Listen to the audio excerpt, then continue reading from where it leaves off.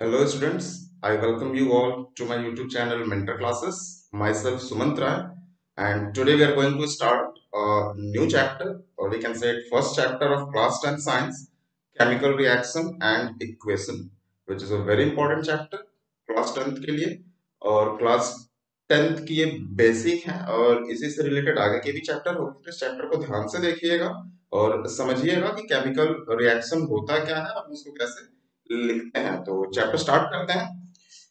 तो before going into the chapter, chapter start करने से पहले केमिकल रिएक्शन एंड इक्वेशन पहले समझ लेते हैं। What is chemical change?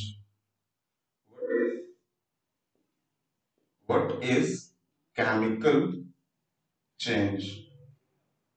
What is chemical change? तो केमिकल चेंज को हम परमानेंट चेंज भी कहते हैं। It means the changes which is permanent, which is permanent. Permanent means which is not reversible. अगर कोई भी चेंज है और वो चेंज एक बार हो गया तो हम उसको रिवर्स नहीं कर सकते हैं, और उस तरह के चेंजेस को हम केमिकल चेंज कहते हैं। उस तरह के चेंजेस केमिकल चेंज कहलाते हैं। परमानेंट चेंज कह सकते हैं या फिर हम इसको इरिवर्सिबल कह सकते हैं। Irreversible change, irreversible means which not reversible, जिसको हम उस स्टेज में नहीं लेके जा सकते। फॉर एग्जाम्पल, अगर हम एक एग्जाम्पल लें, like burning of candle. Burning of candle, अगर एक कैंडल है, कैंडल को मैंने बर्न किया, सो व्हाट विल हैपन, सभी वैक्स जो है वो लिक्विड के फॉर्म में मैक्सिमम इवेपोरेट हो जाता है गैसेस फॉर्म में। तो अगेन उस गैसेस फॉर्म को I can't change into the wax, उसको मैं वैक्स में नहीं ला सकता। तो इस तरह के चेंज जो है वो केमिकल चेंज कहलाते हैं। फॉर एग्जाम्पल, और एक एग्जाम्पल देखते हैं। Change of milk into curd, into curd, दूध का दही में बदलना। दूध का दही में बदलना केमिकल चेंज कहलाता है। क्यों केमिकल चेंज कहलाता है? क्योंकि again I can't reverse it, मैं कर्ड से फिर मिल्क नहीं बना सकता। It is a permanent change. एक बार दूध दही बन गया, कर्ड बन गया, तो मैं उस कर्ड से फिर मिल्क नहीं बना सकता। I can't reverse it to its initial position. Initial stage में क्या था? मिल्क था, तो मैं कर्ड को मिल्क नहीं बना सकता। इसी तरह से cooking of food, cooking of food, अगर हम फूड की कुकिंग की बात करें तो एक बार जब भोजन बन गया तो दैट इज नॉट रिवर्सिबल, ये भी रिवर्सिबल नहीं है। रेस्पिरेशन, रेस्पिरेशन प्रोसेस, रेस्पिरेशन में क्या होता है? रेस्पिरेशन में क्या होता है? हम ऑक्सीजन इनहेल करते हैं, रिलीज क्या करते हैं? Carbon dioxide. So this is the chemical change. हमारे बॉडी में बहुत सारे मेटाबॉलिज्म एक्टिविटीज होती हैं। ऑक्सीजन को जो हम इनहेल करते हैं और वो उसमें पार्टिसिपेट करता है, फिर जो प्रोडक्ट निकलता है वो कार्बन डाइऑक्साइड के फॉर्म में निकलता है। तो वो क्या होगा? That is the chemical change. तो अगेन वो कार्बन डाइऑक्साइड को हम चेंज नहीं कर सकते हैं ऑक्सीजन में। So that is the chemical change. तो ये सारे जो पॉइंट हैं, ये सभी क्या दिखा रहे हैं? ये सभी दिखा रहे हैं कि ये जो चेंजेस हैं परमानेंट चेंजेस हैं, ये केमिकल चेंज है। तो that means the chemical change. For example digestion of food, अगर हम डाइजेशन ऑफ फूड की बात करें, डाइजेशन ऑफ फूड, हमने भोजन किया और डाइजेस्ट हुआ, अगेन डाइजेशन के बाद हम उसको रिवर्स नहीं कर सकते हैं, उसको हम फिर से भोजन नहीं बना सकते हैं। अगेन हम फूड मटेरियल में उसको चेंज नहीं कर सकते हैं। कुकिंग करने के बाद हमने बना लिया, कुकिंग वेजिटेबल बनाया, और उस वेजिटेबल्स में से अगेन अगर मुझे चेंज करना, उसके इनिशियल स्टेज में जाना हो, तो हम उसमें नहीं जा सकते हैं। तो इस तरह के जो चेंजेस होते हैं वो केमिकल चेंज कहलाते हैं। So these are the changes of the chemical change। और कुछ कैरेक्टरिस्टिक्स होते हैं केमिकल चेंज के कि हम उसको कैसे आइडेंटिफाई करेंगे कि ये जो चेंज हुआ है किसी भी चीज में, चाहे वो बर्निंग ऑफ कैंडल हो, बर्निंग ऑफ पेपर हो, हमने पेपर को जलाया, पेपर एश में कन्वर्ट हो गया, तो ये सभी क्या है? ये सभी केमिकल चेंज है। और अगर केमिकल चेंज हो रहा है तो हम कैसे आइडेंटिफाई करेंगे कि हाँ ये जो चेंज हुआ है वो केमिकल चेंज है? So there are certain characteristics on which we describe that the change which happened here is a chemical change, it's not a physical change। तो जनरली अगर हम केमिकल चेंज को फिजिकल चेंज से compare करें तो physical change is reversible. Physical change में generally shape and size change होता है, nothing else. But in chemical change everything is change. Chemical change में क्या होता है? उस सब्सटेंस की प्रॉपर्टी भी चेंज होती है। प्रॉपर्टी इन द सेंस क्या है कि मिल्क कर्ड में चेंज हुआ, तो मिल्क की प्रॉपर्टी डिफरेंट थी, उसके कैरेक्टरिस्टिक्स डिफरेंट थे, कर्ड के कैरेक्टरिस्टिक्स डिफरेंट है। अगर मैंने पेपर को बर्न किया तो पेपर की कैरेक्टरिस्टिक्स अलग थी, पेपर पे हम लिख सकते हैं, पेपर को हम फोल्ड कर सकते हैं, पेपर से हम क्राफ्ट आइटम बना सकते हैं, तो that is the characteristics of paper. But जब मैंने उसको बर्न किया और जब वो एस बना, तो अब एस को एस पे हम लिख नहीं सकते हैं, एस को फोल्ड नहीं कर सकते हैं, एस का हम क्राफ्ट नहीं बना सकते। So the property of ash is totally different as compare to the property of paper. तो यहाँ पे प्रॉपर्टी जो है टोटल डिफरेंट हो चुकी है। तो इस तरह के चेंज जो है केमिकल चेंज कहलाते हैं। तो देखते हैं इसमें कुछ कैरेक्टरिस्टिक्स हैं, उस कैरेक्टरिस्टिक्स के बेस पे हम कैसे आइडेंटिफाई करेंगे कि हाँ जो चेंज हुआ है वो केमिकल चेंज है। तो देखते हैं characteristics, some characteristics of chemical change.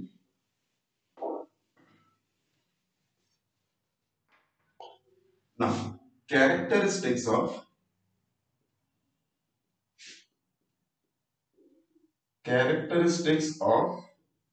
Chemical change. So अगर हम कैरेक्टरिस्टिक्स की बात करें तो कई सारे कैरेक्टरिस्टिक्स हैं। फर्स्ट कैरेक्टरिस्टिक्स है evolution of gas, evolution of gas. Second है change in state, change in state. Third है change in colour, change in colour. And the fourth one is change in temperature, change in ये सभी जो है ये सभी characteristics है chemical change के। और इन सारे कैरेक्टरिस्टिक्स को हम समझते हैं एक एक एग्जांपल देख के कि कैसे हम देखेंगे उस केमिकल चेंज में कि ये सारे चेंजेस जो हुए हैं वो हुए हैं और वो केमिकल चेंज हैं। एक पॉइंट और है कि जब भी केमिकल चेंज होगा तो उसमें नया प्रोडक्ट फॉर्म होता है। जैसे कि हमने देखा प्रीवियस एग्जांपल्स में मिल्क दही में कन्वर्ट हुआ, तो दही क्या है, दही टोटली न्यू प्रोडक्ट है। पेपर को मैंने बर्न किया तो पेपर एश में कन्वर्ट हुआ, तो एश क्या है, टोटली न्यू प्रोडक्ट है। तो ये डिटरमाइन करता है, कोई भी जब नई चीज बनती है उसमें, तो वो डिटरमाइन करता है कि वो केमिकल चेंज हो रहा है। तो एग्जांपल देखते हैं और इन पॉइंट्स को उसमें फाइंड आउट करते हैं कि कैसे हम आइडेंटिफाई करेंगे, कैसे हम उसको पहचानेंगे उसके कैरेक्टरिस्टिक्स के बेस में कि क्या वो केमिकल चेंज है। तो एक एग्जांपल देखते हैं, मैग्नीशियम ले लेते हैं, मैग्नीशियम रिबन, मैग्नीशियम रिबन। हमने मैग्नीशियम रिबन लिया और मैग्नीशियम रिबन को हमने बर्न किया, मैग्नीशियम रिबन को मैंने बर्न किया। तो बर्न करने पे क्या हुआ, बर्न करने पे ये S, white S, white S में, व्हाइट एस में चेंज होगा, जो कलर होगा वो एकदम व्हाइट होगा।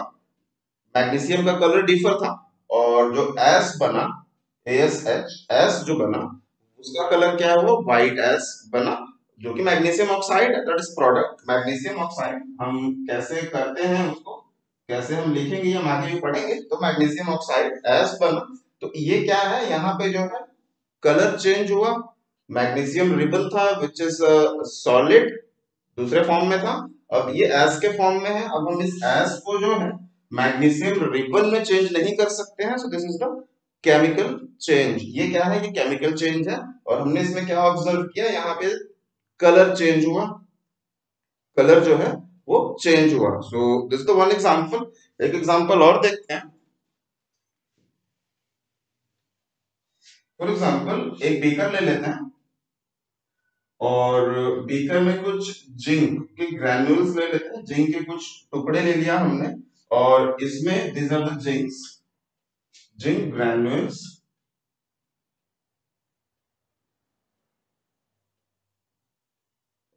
और इसमें मैंने H2SO4 जो कि एक एसिड है, H2SO4 इसको मैंने इसमें डाल दिया। तो जब H2SO4 जिंक से रिएक्ट करेगा तो यहाँ पे क्या होगा, यहाँ पे कुछ हम देखेंगे, ऑब्जर्व करेंगे, कुछ बबल्स यहाँ पे निकलने स्टार्ट हो जाएंगे। वो बबल्स क्या होते हैं, वो बबल्स जो होते हैं वो हाइड्रोजन गैस होता है, हाइड्रोजन गैस होता है। तो जब यहाँ पे क्या हुआ, जब हमने जिंक में H2SO4 को डाला और रिएक्ट कराया, तो वहां पे क्या प्रोड्यूस हुआ, हाइड्रोजन गैस रिलीज हुआ। और यह सॉल्यूशन में आपको जिंक सल्फेट, जिंक सल्फेट आपको मिलता है। तो जिंक सल्फेट जो है, जिंक सल्फेट क्या है, न्यू प्रोडक्ट है। हाइड्रोजन क्या है, न्यू प्रोडक्ट है। तो यहाँ पे क्या हुआ, हाइड्रोजन विच इज गैस, तो यहाँ पे इवोल्यूशन ऑफ गैस हुआ।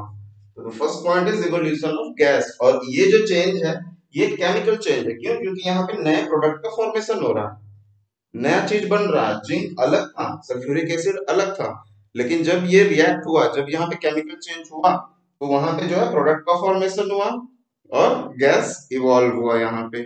और अगर हम इसी एक्सपेरिमेंट को ऑब्जर्व करें, तो रिएक्शन होने के बाद अगर हम देखें, अगर हम बीकर को टच करते हैं, तो जो बीकर का जो टेम्परेचर है वो इंक्रीज हो जाता है, वो इंक्रीज होता है।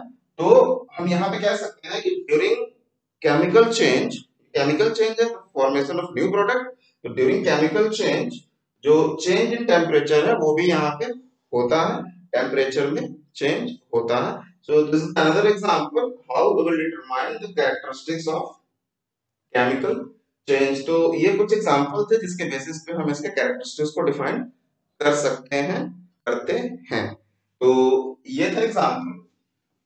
और इसके बाद जो है हम आते हैं केमिकल रिएक्शन पे। ये है chemical change. Chemical change is permanent change which is not reversible. There are certain characteristics of the chemical change जिसको देख के हम बताते हैं। अब जो भी केमिकल चेंज होता है,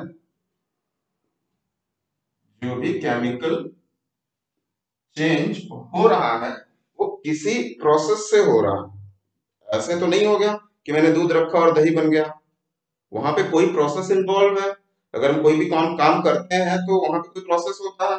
खाना बनाते हैं तो खाने का प्रोसेस है। अगर हम कुछ भी कोई भी काम करते हैं तो there is a certain process by which we are doing that things. तो यहाँ पे जो केमिकल चेंज हो रहा है वो भी किसी न किसी प्रोसेस से ही होता है। तो अगर हम केमिकल चेंज की प्रोसेस को बात करें, तो उस प्रोसेस को हम केमिकल रिएक्शन कहते हैं। केमिकल रिएक्शन हम कहते हैं। तो केमिकल रिएक्शन क्या बताता है? केमिकल रिएक्शन बताता है कि how the chemical change is happening, वो कैसे हो रहा है, वो इंडिकेट करता है। कौन इंडिकेट करता है? वो केमिकल रिएक्शन है, वो इंडिकेट करता है कि हाँ, ये केमिकल चेंज हो रहा है और इस प्रोसेस के द्वारा हो रहा है। तो that is the chemical reaction. और जब हम उस केमिकल रिएक्शन को सिंबॉलिकली, सिंबल के फॉर्म में, इक्वेशन के फॉर्म में जब हम उसको रिप्रेजेंट करते हैं, तो वो कहलाता है chemical equation.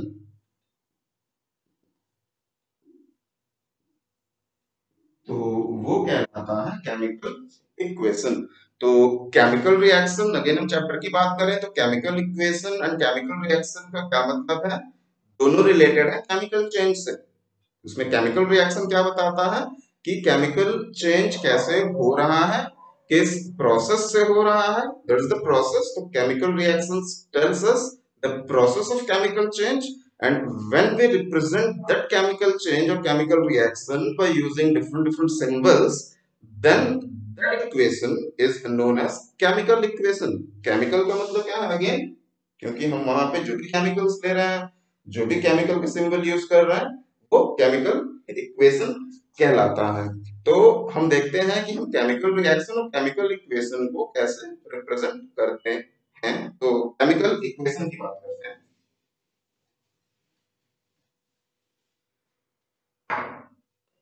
Chemical chemical equation, chemical equation, हाँ, कैसे किसी भी रिएक्शन को रिप्रेजेंट करते हैं केमिकल इक्वेशन में। तो जब भी केमिकल रिएक्शन होता है तो वहां पे एटलीस्ट दो या फिर तीन चीजें होती हैं जो आपस में कंबाइंड होती हैं। जैसे कि हमने प्रीवियस एग्जांपल में देखा, लाइक जिंक एंड H2SO4 में मैग्नीशियम ऑक्सीजन और मैग्नीशियम के बर्निंग में। तो जब भी हम किसी चीज को बर्न करते हैं तो बर्न ऐसे नहीं होता है। बर्न के लिए क्या चाहिए? Oxygen. Oxygen supports in burning. Without oxygen we can't burn anything, अगर ऑक्सीजन नहीं है तो हम उस चीज को बर्न नहीं करते हैं। तो यहाँ पे अगर हम मैग्नीशियम की बात करें या फिर हम पेपर की बात करें जो कि हमने बर्न किया है, तो बर्न करने में वहां पे एक और भी चीज थी जो कि ऑक्सीजन था, जो कि इनविजिबल था, हमें दिखाई नहीं दिया, दिखा सिर्फ पेपर, ऑक्सीजन हमें नहीं दिखा, लेकिन ऑक्सीजन था वहां पे।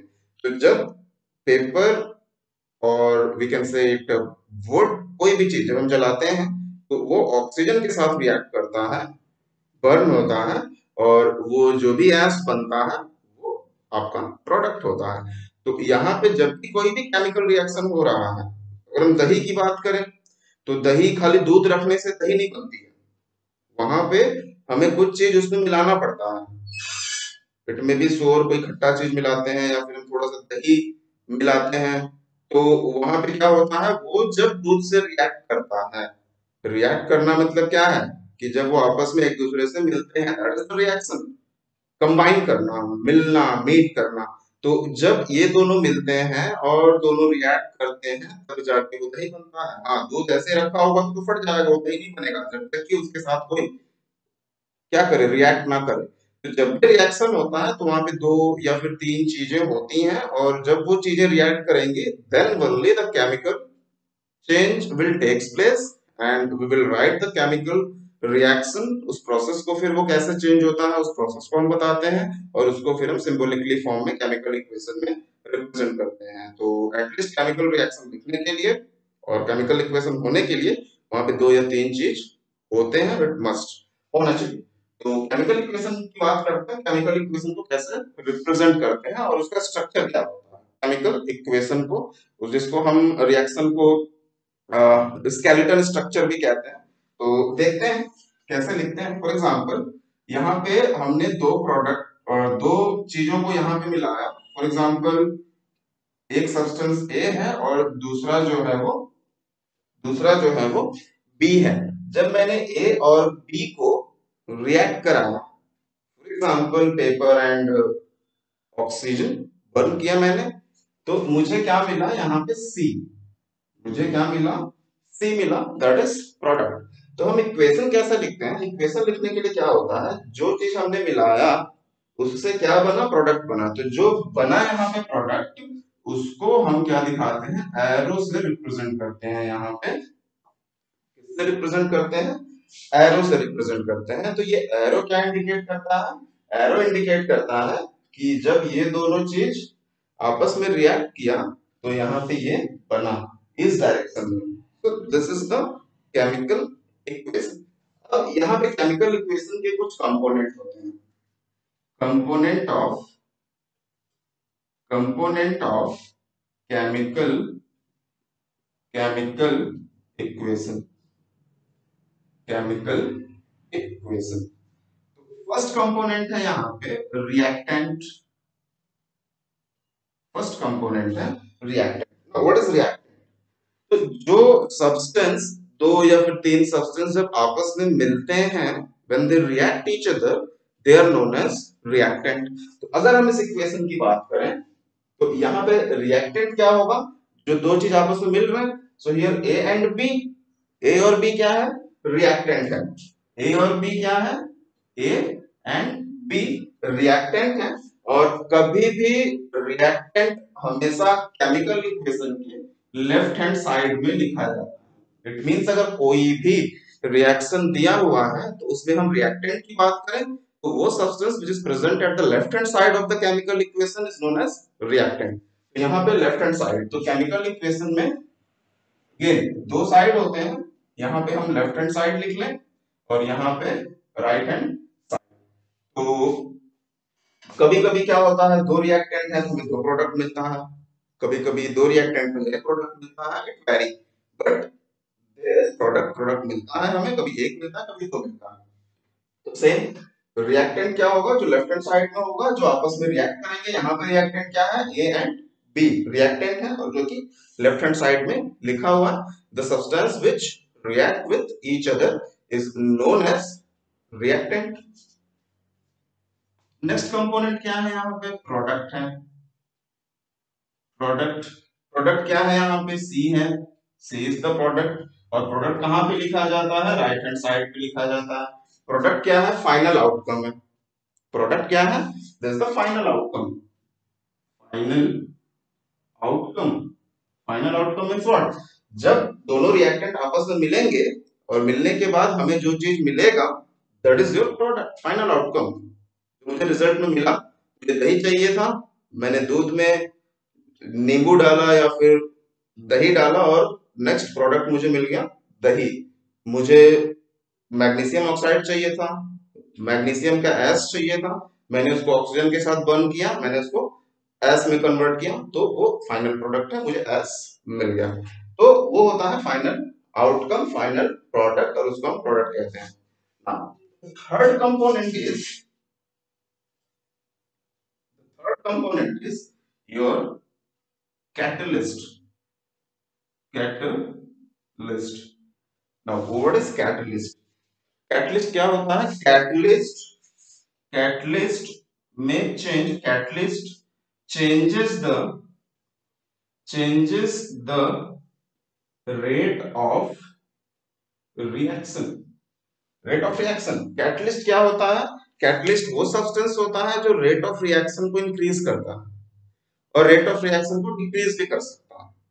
तो रेट मींस क्या होता है? इंक्रीज और डिक्रीज, वो किस स्पीड से चेंज हो रहा है। तो अगर कोई भी चेंजेस होता है, फॉर एग्जांपल कि टेम्परेचर की बात करें, फोटोसिंथेसिस प्रोसेस की बात करें, फोटोसिंथेसिस, तो फोटोसिंथेसिस में ग्लूकोज का फॉर्मेशन होता है in the presence of sunlight. वहां पे सनलाइट इन्वॉल्व नहीं होता है कि ग्लूकोज में सनलाइट भी है। सनलाइट क्या करता है? सनलाइट हेल्प करता है फोटोसिंथेसिस प्रोसेस होने में। यानी कि अगर फोटोसिंथेसिस प्रोसेस होना है, फोटोसिंथेसिस के लिए क्या होता है, जिसको हम हिंदी में प्रकाश संश्लेषण कहते हैं, जो कि ग्रीन लीफ परफॉर्म करते हैं in the presence of chlorophyll. तो जब फोटोसिंथेसिस होता है तो उसमें कार्बन डाइऑक्साइड, वाटर और ये दोनों मिक्स होते हैं आपस में। ये दोनों मिक्स होके क्या बनाते हैं? ग्लूकोज का फॉर्मेशन करते हैं। लेकिन ये दोनों तो मिक्स होते हैं, लेकिन इनको मिक्स होने में हेल्प कौन करता है? सनलाइट हेल्प करता है।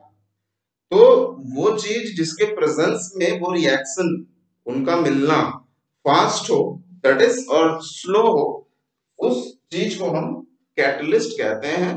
कैटलिस्ट क्या होता है? Change the rate of reaction. वो क्या करता है? वो रेट ऑफ रिएक्शन को जो है चेंज करता है, that is the third component. और कैटलिस्ट लिखा कहां पे जाता है? कैटलिस्ट हम जस्ट इस एरो के ऊपर लिखते हैं यहाँ पे। तो यहाँ पे बेसिकली कैटलिस्ट लिखा जाता है। Catalyst in the form of heat. अगर हमने हीट यूज किया है, अगर हमने ऑक्सीजन यूज किया है तो ऑक्सीजन लिखेंगे वहां पे, तो वो कैटलिस्ट है। अगर ऑक्सीजन की सप्लाई बहुत तेजी से हो रही है, हम किसी भी चीज को जला रहे हैं, फॉर एग्जांपल बर्न कर रहे हैं, तो ऑक्सीजन की सप्लाई अगर सही तरीके से हो रही है तो बर्निंग अच्छे से होगा, क्लियर बर्निंग होगी without pollution. If the supply of oxygen is rendered, और हम कहेंगे कि कम हो रहा है, सही तरीके से नहीं हो रहा है, तो वहां पे क्या होगा? वहां पे बर्निंग प्रोसेस सही से नहीं होगा। It means what? कि the supply of oxygen will increase the process of burning. तो ये सारी चीजें हैं जो कि कैटलिस्ट डिटरमाइन करता है। Catalyst determine the rate of reaction. Catalyst determine the rate of reaction. ठीक है, तो ये था थर्ड कंपोनेंट।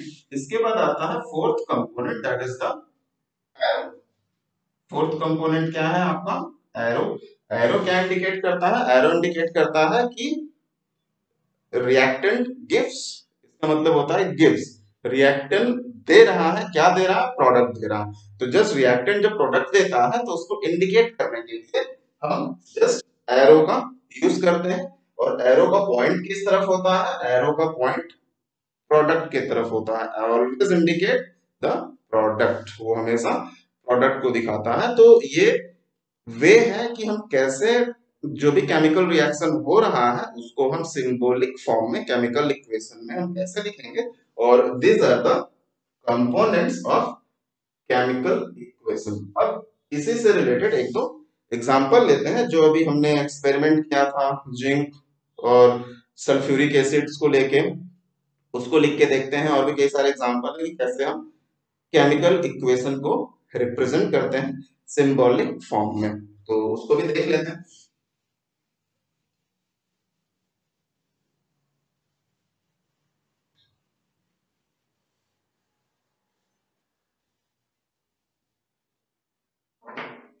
ना। फर्स्ट एग्जांपल हमने लिया था कि फॉर एग्जांपल अगर हम मैग्नीशियम को ऑक्सीजन के प्रेजेंस में बर्न करते हैं तो हमें क्या मिलता है, magnesium oxide. Magnesium oxide, this was the reaction. अब हम इस रिएक्शन को सिंबॉलिक फॉर्म में रिप्रेजेंट करेंगे, तो कैसे करेंगे?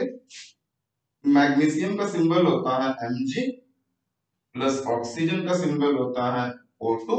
ऑक्सीजन का सिंबल O है, बट इन फ्री स्टेट ये सिर्फ डायटोमिक फॉर्म में पाया जाता है, O2 के फॉर्म में। तो जब भी ऑक्सीजन आता है वहां पे हम O2 यूज करते हैं। तो जब भी मैग्नीशियम ऑक्सीजन के साथ बर्न होता है, हम इसको बर्न करते हैं, तो हमें मैग्नीशियम ऑक्साइड मिलता है 2MgO। So this is the chemical, this is the chemical equation, this is the chemical equation कि जब मैग्नीशियम ऑक्सीजन के साथ बर्न हुआ, हमने बर्न किया, तो क्या मिला हमें? मैग्नीशियम ऑक्साइड मिला। This is chemical equation. तो इसको हम क्या कहते हैं? इसको हम केमिकल इक्वेशन कहते हैं। अब हम यहाँ पे देखें तो मैग्नीशियम और ऑक्सीजन क्या है? यहाँ पे रिएक्टेंट है। मैग्नीशियम और ऑक्सीजन क्या है? यहाँ पे रिएक्टेंट है। मैग्नीशियम ऑक्साइड जो कि आपका एस है, उस एस का नाम मैग्नीशियम ऑक्साइड है, क्योंकि मैग्नीशियम में ऑक्सीजन ऐड हुआ है, that is S magnesium oxide. ये आपका जो है प्रोडक्ट है, और इस प्रोडक्ट को हम इंडिकेट कर रहे हैं बाय यूजिंग दिस एरो। अगर यहाँ पे कोई कैटलिस्ट है या फिर हम और भी कोई चीज कह लें, तो वहां पे हम दिखा सकते हैं इसको, यहाँ पे इसके ऊपर, और एल्स यहाँ पे लिखने की जरूरत नहीं है। तो ये है क्या आपका मैग्नीशियम जब ऑक्सीजन के साथ बर्न होता है, ऑक्सीजन से रिएक्ट करता है, तो आपका मैग्नीशियम ऑक्साइड का फॉर्मेशन होता है। एक एग्जांपल और लेते हैं, सेकंड एग्जांपल। जैसे कि मैंने लिया था प्रीवियस एग्जांपल में, जिंक जब रिएक्ट करता है सल्फ्यूरिक एसिड के साथ में H2SO4, तो जिंक जब सल्फ्यूरिक एसिड के साथ रिएक्ट करता है तो ये बनाता है zinc sulphate ZnSO4 plus hydrogen जो गैस है वो रिलीज होती है। तो यहाँ पे अगर हम देखें इस केमिकल रिएक्शन में, तो यहाँ पे रिएक्टेंट कितने थे? दो रिएक्टेंट थे। प्रोडक्ट कितना बना आपका? दो प्रोडक्ट बना। तो जब भी रिएक्टेंट को, दो रिएक्टेंट को हम मिलाते हैं, तो कभी हमें एक प्रोडक्ट मिलता है, कभी कभी दो प्रोडक्ट मिलता है, इट मे वेरी। लेकिन जो प्रोडक्ट मिलेगा उसकी जो प्रॉपर्टी होगी, पहले वाले की प्रॉपर्टी, पहले वाले में उसके रिएक्टेंट की प्रॉपर्टी से टोटली डिफरेंट होगा, टोटली डिफरेंट होगा। जिंक की प्रॉपर्टी डिफरेंट है, सल्फ्यूरिक एसिड की प्रॉपर्टी डिफरेंट है, कैरेक्टरिस्टिक्स डिफरेंट है, और यहाँ पे zinc sulphate totally new compound है। और अगर हम जिंक सल्फेट को इनसे कंपेयर करें तो इनकी प्रॉपर्टी जो है वो मैच नहीं होगी। यहाँ पे हाइड्रोजन गैस है, इसकी भी प्रॉपर्टी इनसे मैच नहीं होगी। तो ये क्या है? ये केमिकल चेंज है, और उस केमिकल चेंज को हम केमिकल रिएक्शन कहते हैं, उस प्रोसेस को जिस प्रोसेस से होता है, और उसको जो हम सिंबल्स के फॉर्म में रिप्रेजेंट करते हैं, तो वो केमिकल इक्वेशन कहलाता है। और केमिकल इक्वेशन की ये सारे कंपोनेंट हैं, जिसमें आपका रिएक्टेंट है, this is the reactant which is written in the left hand side, these two are the product which is written in the right hand side, this is the arrow which indicates that this product is formed. तो ये था आज का topic, आपको कैसा लगा जरूर बताइएगा। अगर इससे रिलेटेड कोई डाउट हो तो कमेंट बॉक्स में कमेंट करिएगा, मैं जरूर रिप्लाई करूंगा उसका। बाकी इसको अच्छे से रिवाइज करिएगा, और मिलते हैं नेक्स्ट टॉपिक में। हम पढ़ेंगे chemical equation, how to write chemical equation and how to balance it. तो उसको हम देखेंगे नेक्स्ट क्लास में। Thank you.